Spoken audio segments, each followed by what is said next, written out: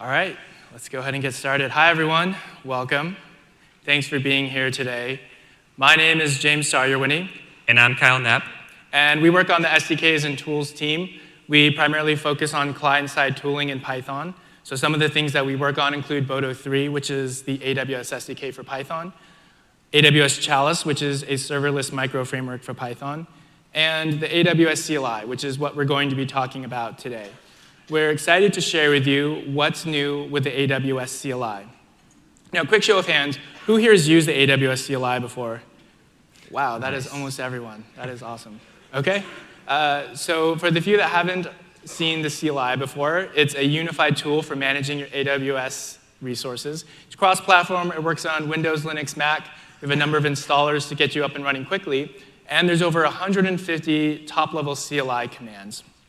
Now, it wasn't always this way. In fact, version 1.0.0 of the CLI was released maybe just over 5 years ago, and we've been adding a number of things to the CLI since then.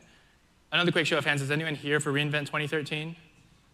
Oh, wow, OK, that's great. So to give you an idea of what we've done since version 1.0 of the AWS CLI, we've had over 600 tagged versions of the CLI, 5,700 plus commits, and hundreds of thousands of lines of modified code. Boto Core, which is the underlying library that powers the AWS CLI, has seen similar numbers.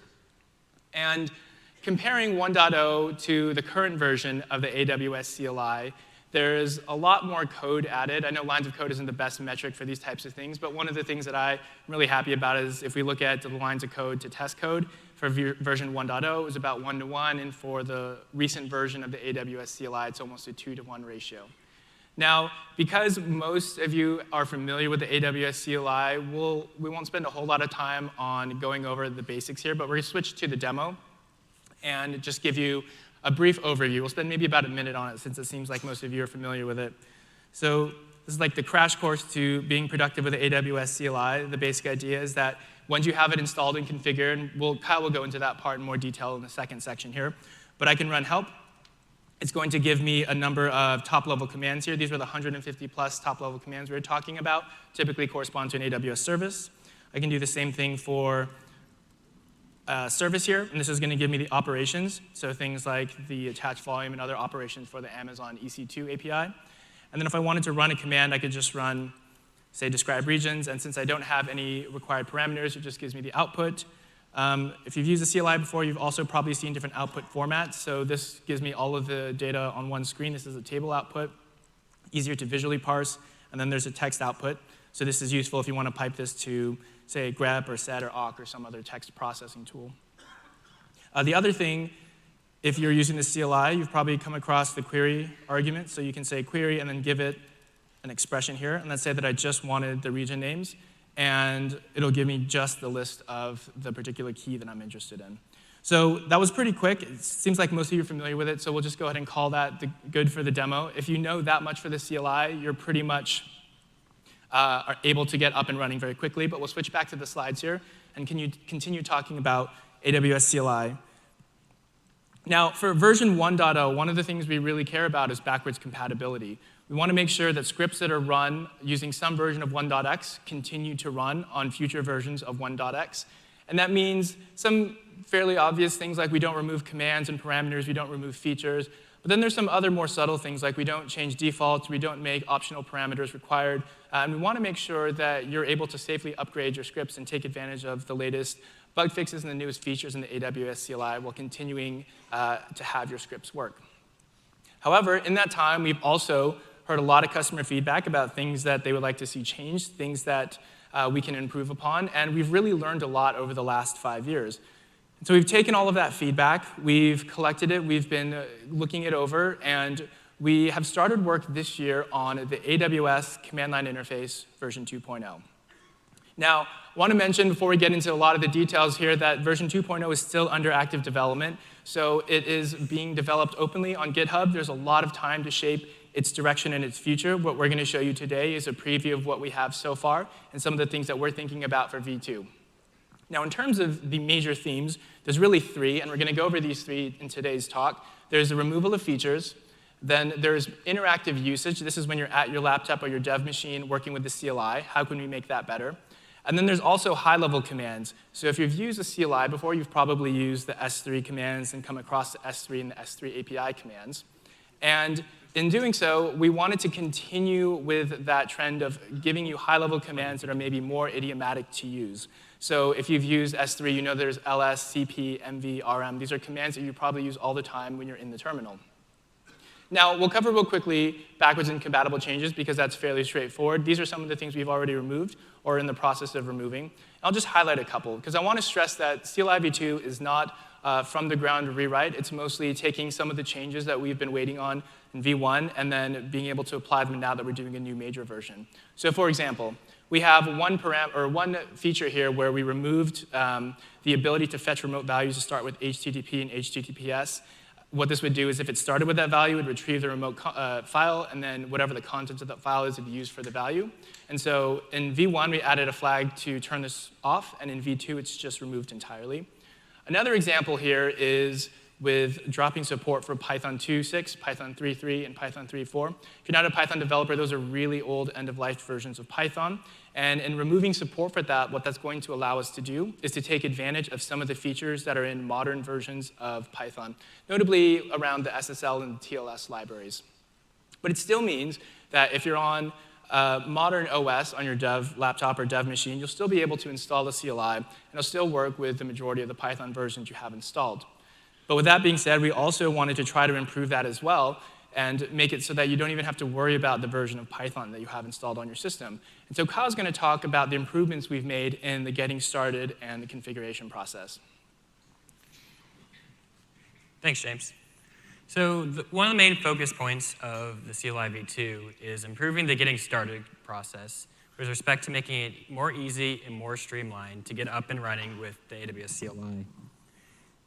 Specifically, in order to improve the getting started experience, we've improved the installation story and the configuration story. So with the CLI v1, there are three main mechanisms in order to install it. You can install it through the MSI installers.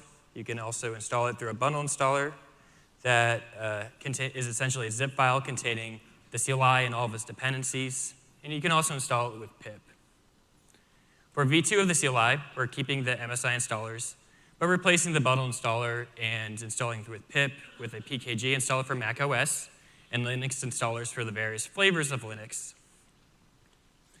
And the reason why we're doing this is it gives us three benefits. First, it's going to give us control over exactly what gets installed in an environment.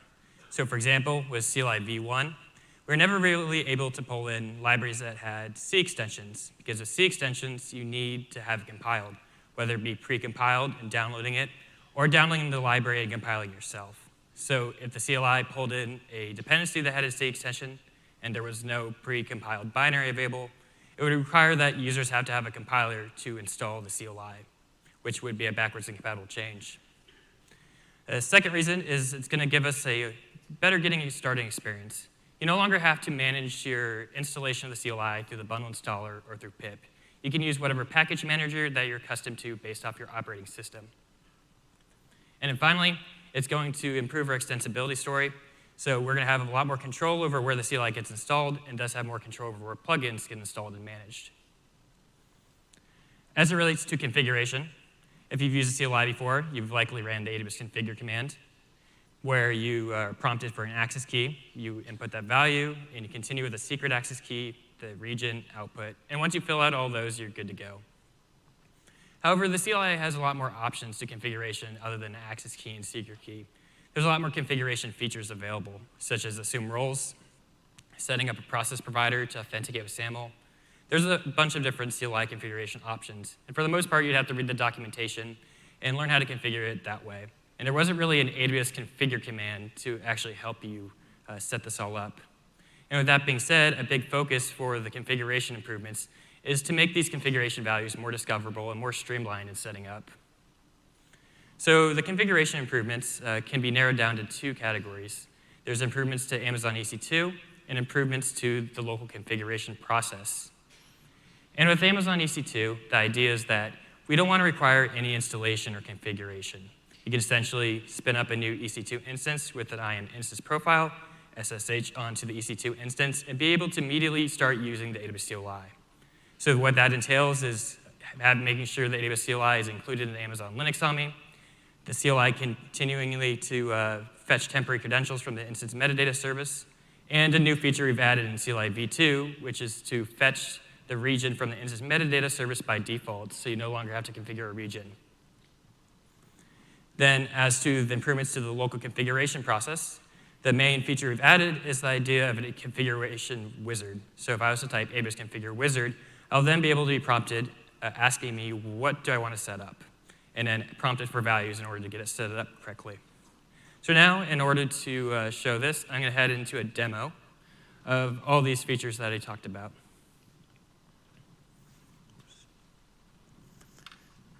Cool. So the first thing I have set up, let's assume we don't have the CLI installed at all.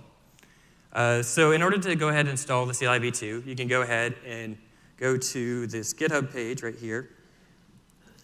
And you can see this is the first tagged preview release of the AWS CLI V2. It has a package installer that I can then use. And I already have this package installer downloaded. And I can go ahead and run open on this package installer. And then it'll prompt me for specific values. So it'll give me a README. It'll then tell me what the license is. I can go ahead and agree to it. I can choose where I want to install it. And then go ahead and type in the password and get it installed.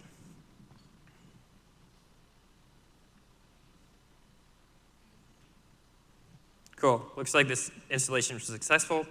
Now, if I hop back into my terminal, I can confirm that it's now installed.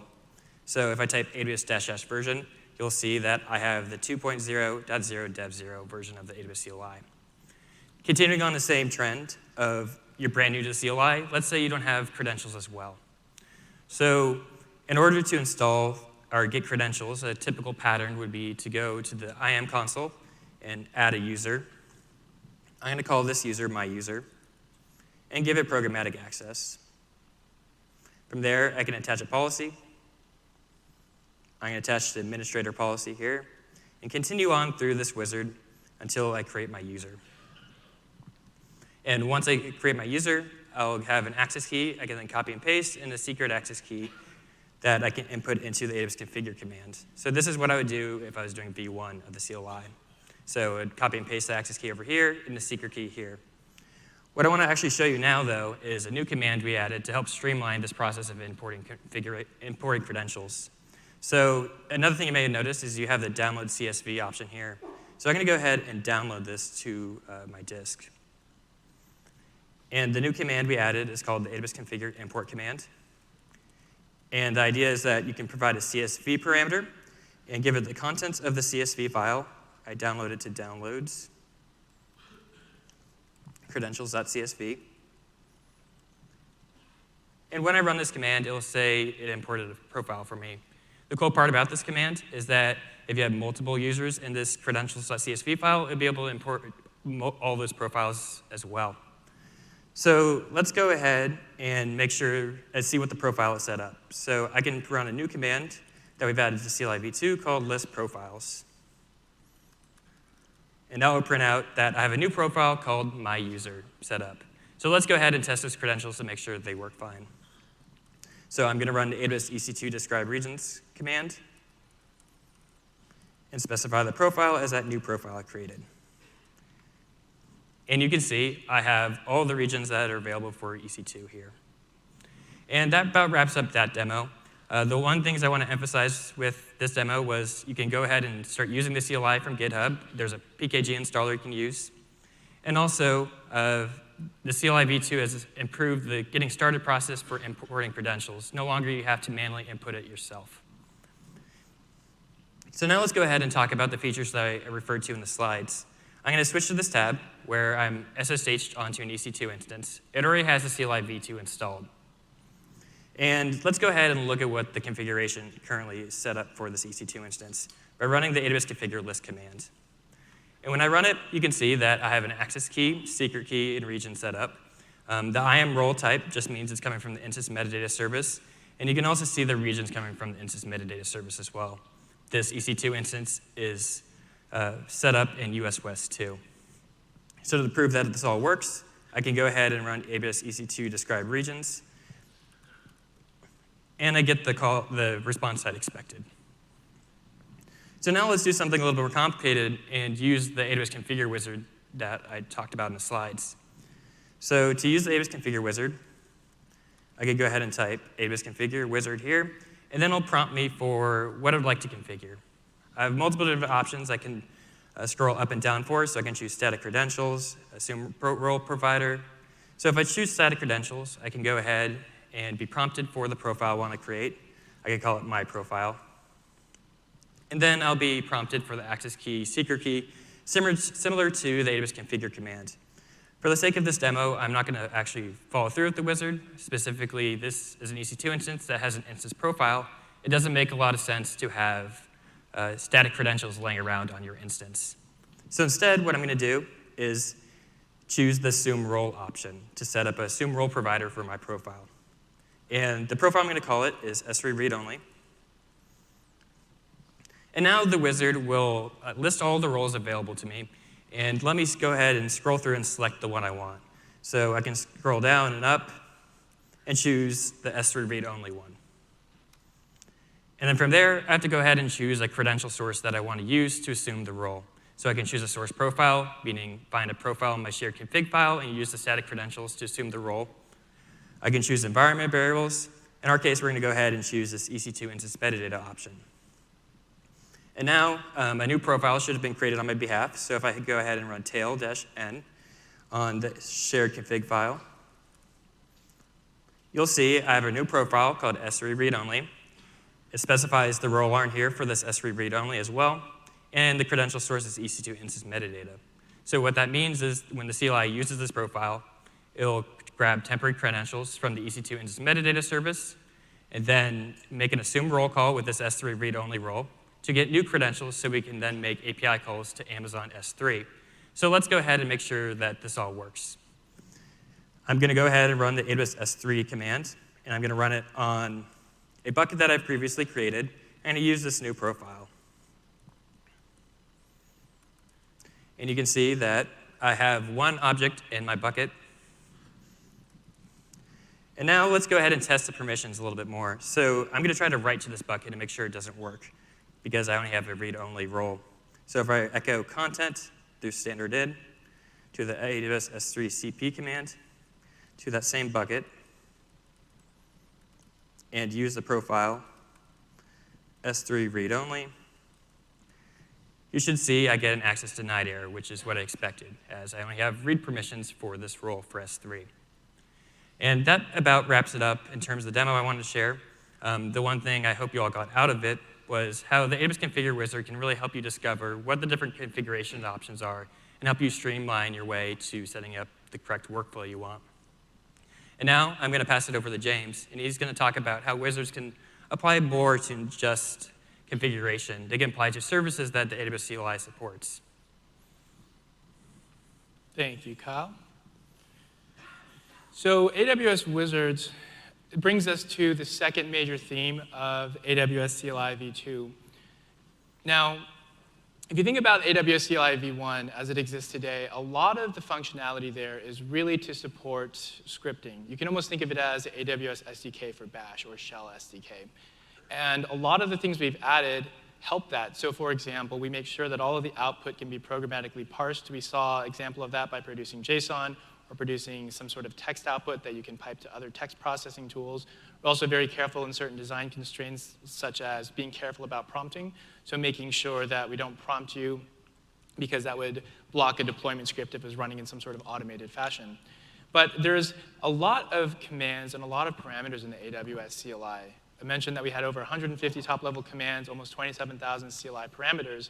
And if you know what commands you want to run and the type of output you're expecting, then you can write CLI scripts.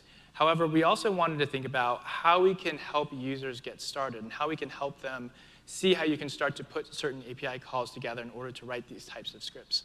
And that was really the main driving factor for the AWS CLI Wizards. If you've used the web console before, it's very similar to that. So the idea is that it will ask you certain questions about the resource that you want to set up, and at the end, it'll make the necessary API calls to set all that up for you. It's the same idea in the CLI. There's interactive prompting of values. It helps you manage your AWS resources. And one of the things that I really like about it is that it's data-driven. So you don't have to understand Python code, and you don't have to understand the CLI internal code base in order to contribute wizards. It also makes it easier for, say, AWS service teams, as they're launching a new service, if they want to contribute wizards to the AWS CLI, they can also do that. Now, the way that wizards are integrated into the AWS CLI, you saw an example of that with Kyle's demo. But you have AWS, and then a service name, and then wizard, and then the wizard name. And it'll have that same structure for any service or any command that has wizards associated with it. So in this example, let's say that I were to run AWS DynamoDB wizard for a new table. And then it'll ask me certain questions about what the table name is, what maybe the primary key is, and after I've answered a number of questions, it will then create the resource for me. Now, I want to show you a demo of a couple of wizards that we've added. So we'll switch over to the demo laptop here.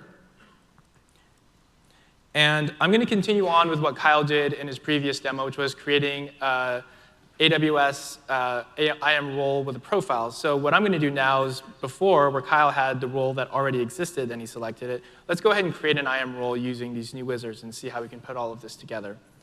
So what I'm going to do is run the IAM wizard command, and I have one wizard in mind, which is a new role, and that's going to allow us to create a new IAM role. So if I run this, it's very similar to what you see in the web UI if you've gone through that before. It's going to ask me what trusted entity I want, what can assume the role, so I can either pick another AWS account or a service. In this case, I'm going to pick a service, and I want something that's going to work with AWS Lambda. So I'll pick AWS service, a new AWS Lambda, and then it's going to ask me to pick what policy I want with the role. So these are all the managed policies.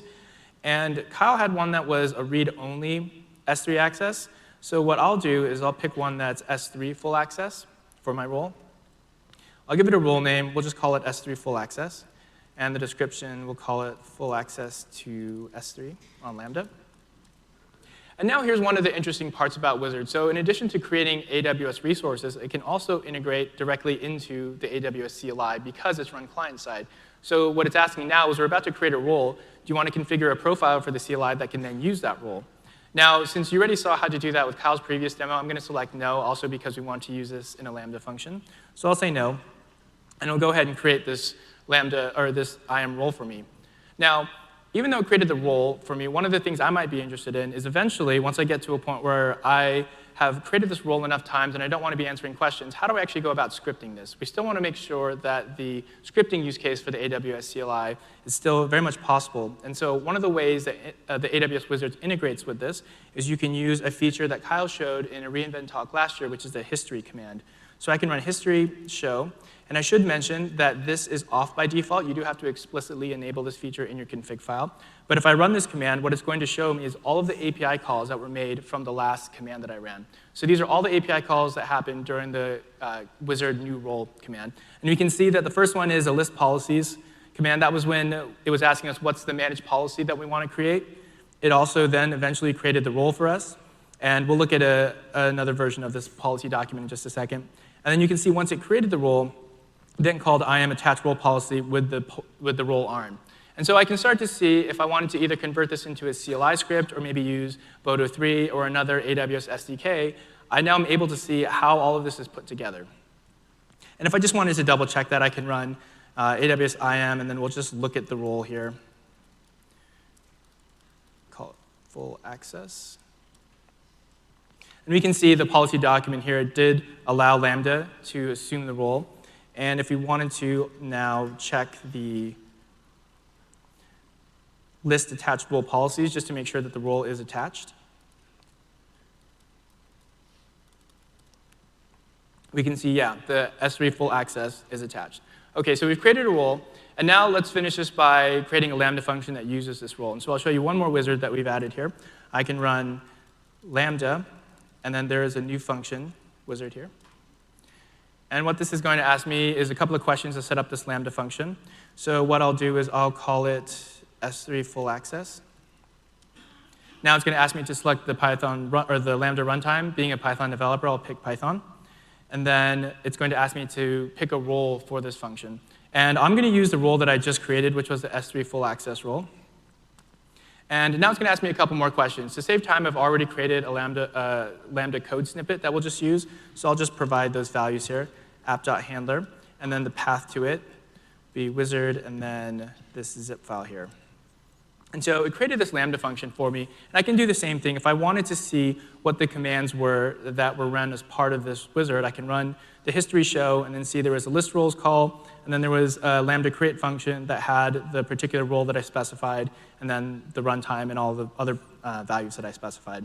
And just to show you what that function is doing, we'll just take a look at it real quick.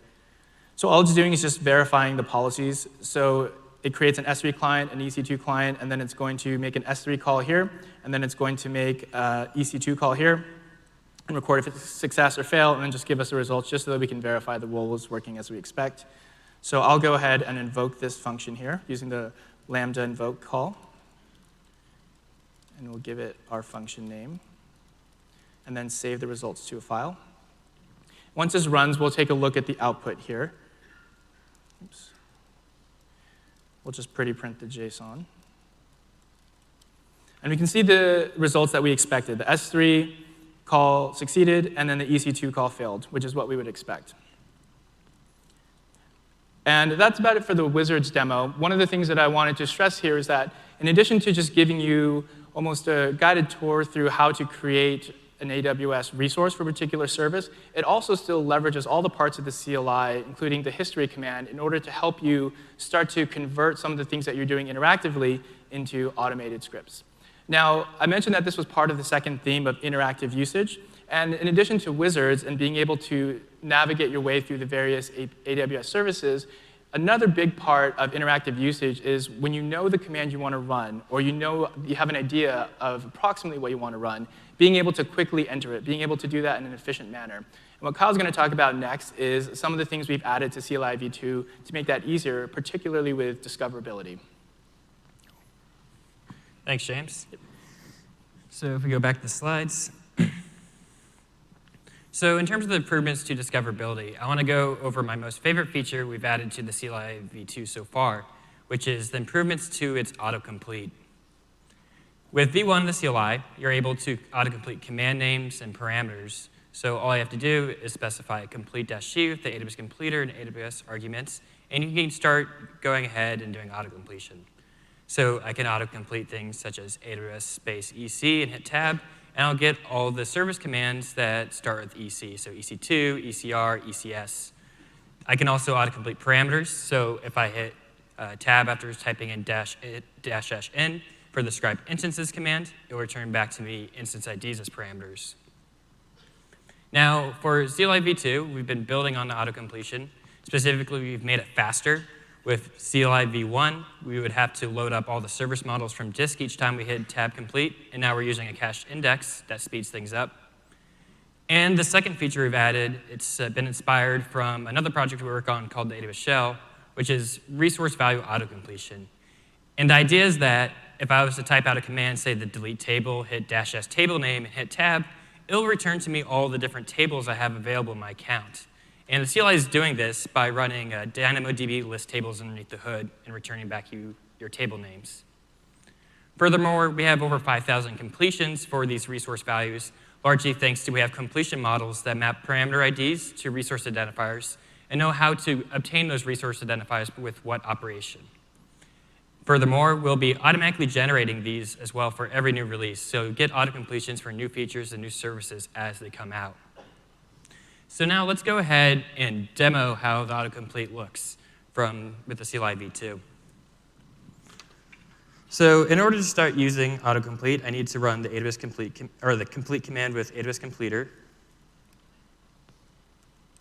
and AWS. And from there, I have autocomplete set up. So what I'm going to do now is modify some of the resources that James created in his previous demo using the autocomplete. So what I'm going to do now is run AWS IAM update role description command. So if I tab complete this I right now, I'll see all the services that begin with I. So I can autocomplete the IAM command. And now I need the update role description command. So if I type in up and hit tab, it returns back to me all the IAM commands that start with up. Specifically, we're going to want this one right here. So I'm going to go ahead and autocomplete my way to finishing this command name. And now I need to specify a role name. So if I hit --R and hit tab, you'll see that I have a region and role name option to choose from. I'm going to choose the role name. And now let's choose the S3 role that James created. So if I type S3 dash and hit tab, it will print out the two different S3 related role names we have. So S3 full access, this is the one he created, and there's the S3 read only that I used in my demo. So I'll go ahead and tab complete the full access role name, and then add a new description to it. So specifically, I'm going to add description, this is new. Now we're going to run it. You can see the description has been updated to this is new.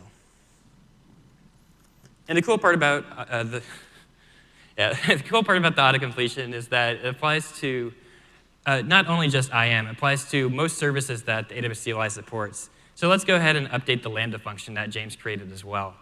And to do that, we're going to run the AWS Lambda update function configuration command. Notice that I'm auto-completing all these and auto-completed the function name.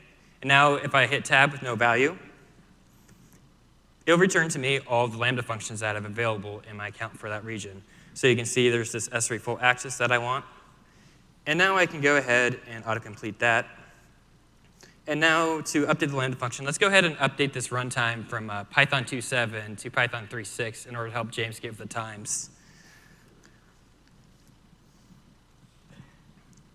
And once I run that command, you can see that the runtime is in fact updated to Python 3.6.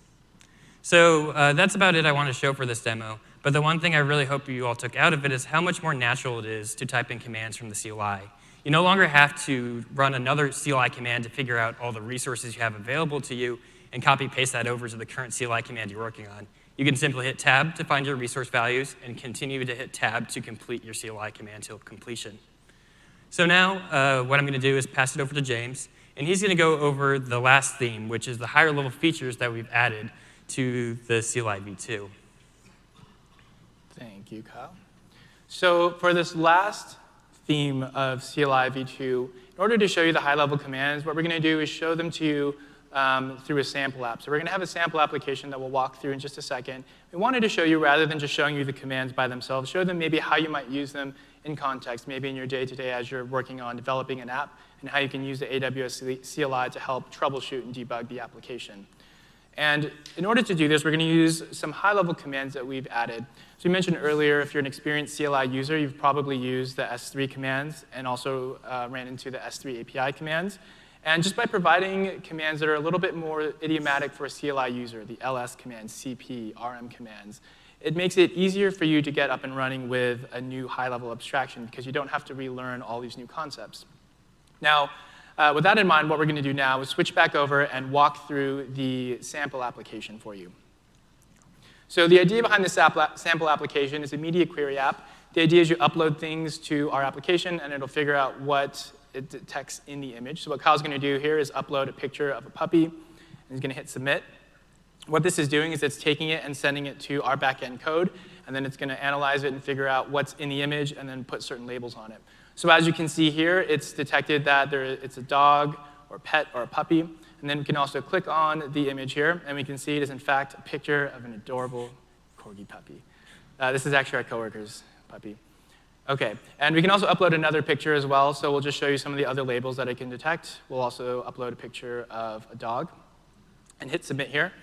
And what it's going to do is the same thing. It's going to process, figure out what's in the image. And then here we can see it says that it's also a dog, but it looks like there's ice and snow, and it's having an adventure of some sort. So if we click on this image, we can see that, yeah, it is a dog, and it is outdoors in the ice and snow having an adventure. OK, so that is the part in terms of uploading the app, or uploading images to the app. There's also the ability to filter them. So on the upper right-hand side here, we can search for, say, images that contain a puppy. And if we search for that, we just see the one image of the puppy. We can clear that, and then on the right-hand side, just for completeness, there's also the ability to delete images as well. So if we search for puppy, it's now going to be gone. OK, so that was a quick walkthrough of the sample app. We'll switch back to the slides, and I'll walk you through the architecture just for a second so we can understand how the CLI commands are helping us. So the first thing to note here is that this is a serverless application. It is run with using AWS Lambda as the backend compute service. And there's really three parts to this application. There's the backend, or there's the REST API through Amazon API Gateway, and that's paired with a Lambda function that's an API handler. And that's then, depending on what the request is, either going to upload the image to S3, or it's going to query our Amazon DynamoDB database. And then the second part of the app is this backend part. So once we upload an image to S3, it's configured with S3 event notifications, and that itself is hooked up to Lambda functions that are going to download the image and then send it to another service, Amazon Recognition. And that's what actually does the heavy lifting of taking the image and figuring out what labels are in the image and then sending it back to us. And then we take that response, we transform it a little bit, and we store it into our DynamoDB table. And that's what the API handler is using to query when we get requests for searching. And then the third part is off on the bottom there, which is canaries. And that's triggered using CloudWatch events. So every minute, we have a Lambda function that's invoked. And then that Lambda function will then hit the public API of our REST API and then record the response. So if you get a 200 status code, it will then take that and send it to a CloudWatch metric.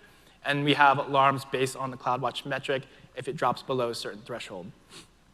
One other thing I wanted to mention, we won't have any time really to get into a lot of details on the architecture. If this is interesting to you, this is all written using a framework called AWS Chalice. As I mentioned, that's something that Kyle and I work on. And if you want to learn more about this, there's a Chalk Talk tomorrow and Thursday where we go into a lot more detail. It's a lot more open discussion about just serverless and how to use AWS Chalice to write and deploy these types of applications. Just wanted to put that out there in case you're interested. Now, what we'll do is we'll switch back over to the demo app and walk through a couple of things about how the CLI might help you. So let's go ahead and refresh the page. And the first thing we notice is that it looks like our data is not coming through. Something's wrong, right? So let's say that we're working on the app. It's not working the way we want. And so we want to try to debug what's going on. So the first thing we might do is we'll switch over to our dashboard. As I mentioned, we have canaries. Maybe we'll look at it and try to refresh and see if we see a drop. We're not really seeing anything here, so maybe what we'll do is we'll switch over to the logs. So if we go into our CLI shell here, what we can do is run a new command that we've added, which is AWS logs tail. If you've used the tail command, it's very similar to what you would do on just a normal text file, and you provide the name of a log group. Also notice here we're using server-side autocomplete, so we don't have to type that long log group name.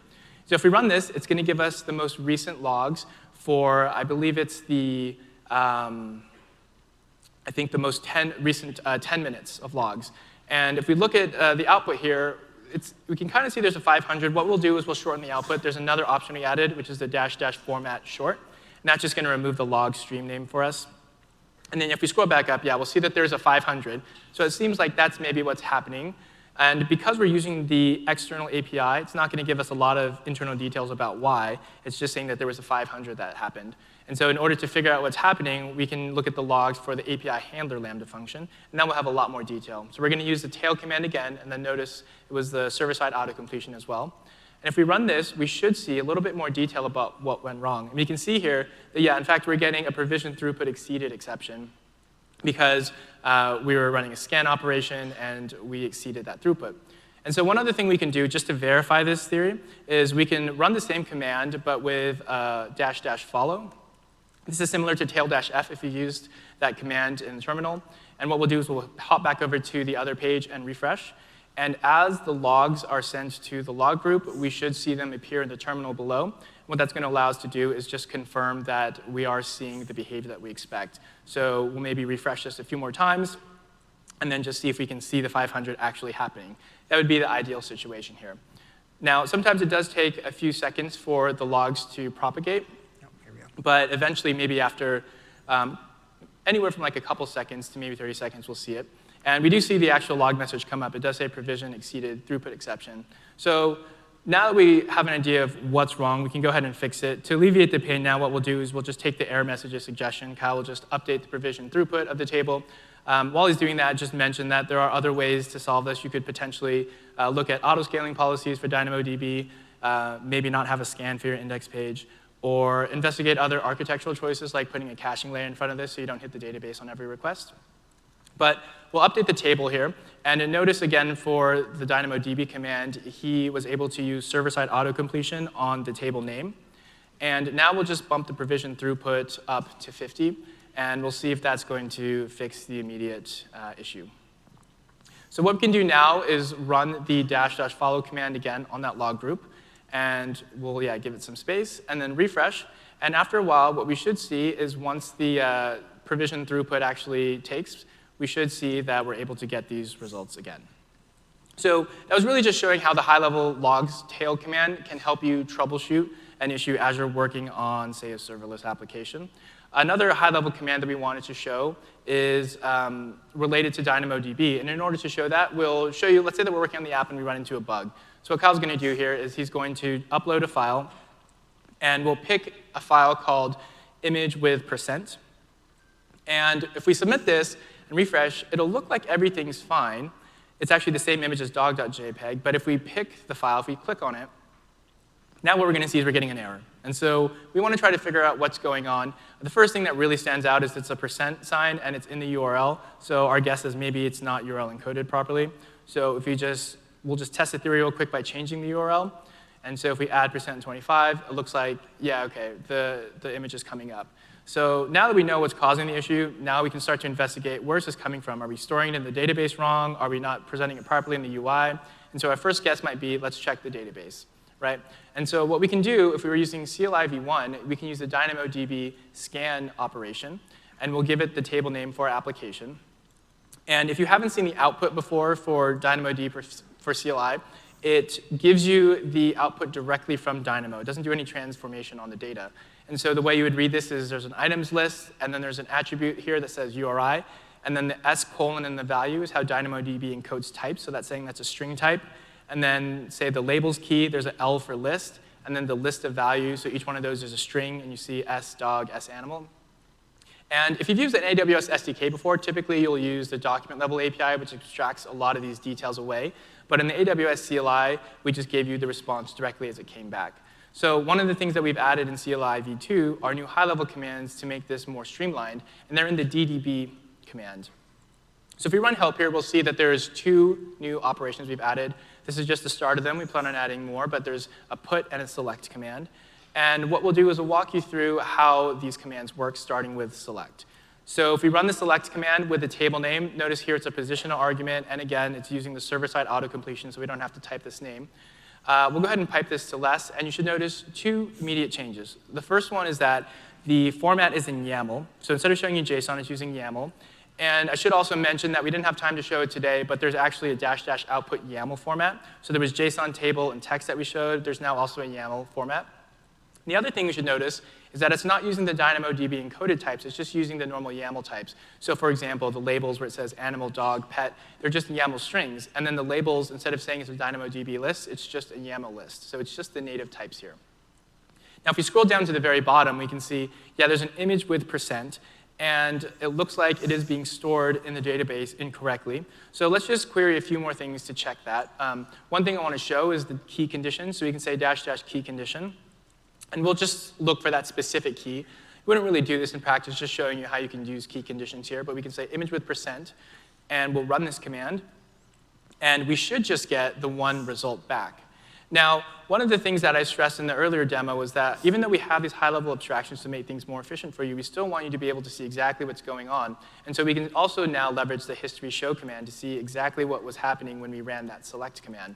So we'll run AWS history show and say that we only want to see the API calls. And what we'll notice is we're using a DynamoDB query operation. And these are the parameters you'd have to specify in CLI v1. So you'd provide a key condition, then you have the #n0 equals :n1. And you map what n0 is for the attribute names, and then you map what n1 is in terms of the attribute values, and you use the DynamoDB encoded types saying S:, and then the string. And so we're abstracting all of that detail away so you can just say the type of query you want more succinctly. Now let's say, if we're going to fix this, we want to know how many keys are affected. So rather than do the key condition, what we're going to do is use -- filter. And we want to look for any item that has a name attribute that contains a %. So what we can do here is use a -- filter operation, the contains function. And now if we run this command, this should give us every key that's affected that has a % in the name. And we can see we got lucky. There's only 1 data point here. And just to show you again, we'll just up arrow and run the history show command. And what I wanted to point out here is notice it's using scan. So it knows that if you're giving a key condition, we can use query. If it's a filter expression, it's using scan. And it's still doing the same #n0, :n1, and mapping them appropriately. So it's stuff that you don't have to worry about. But if you did want to see how this was working and you potentially wanted to start scripting this, you could at least look at the history show command to see what's happening. OK, so now that we've done that, let's wrap this up by trying to fix the issue. What we'll do is we'll use a -- query. So this is available in the high-level command as well. I showed this in the earlier demo. This is the James path expression to get just the items. And we'll save this to a file. And what Kyle's going to do after this is just open the file and then fix the % encoding. Should mention, if there were a lot of records affected, we'd probably write a script to then manipulate the data and do the URL encoding appropriately. But we'll just go ahead and save it. And now we need to put it back into the database. And in order to do that, we're going to use the next command that we showed in DDB, which is the put command. The way that works is you have put, and then the table name is a positional parameter, and then the YAML contents of the items you want to put. Here we'll use file : / to point to the items.yaml file. We'll run this, and it imports all the data back into DynamoDB. We'll just run a select real quick to double check that everything's there. And once we do that, we should see the URI encoded appropriately. Yep, we see the image with %25. One other thing I wanted to mention is that it is very idiomatic in CLIs to have the output of one command piped to the input of another command. So if we were going to transform this, you can specify dash for standard in, and then just pipe the contents that you wanted to standard in, and then run this. So we can run this again, and it's the same result. One other thing I wanted to mention is that it also is smart about looking at the number of items you are sending. So if you do send multiple items, it would also switch to a batch write if there's more than one. And in this case, it's just using a put item.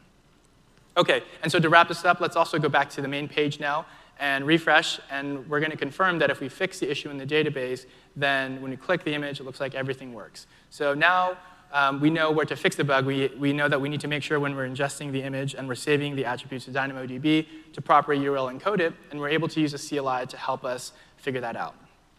OK, so we'll switch back to the slides here, and we're just going to wrap up real quick.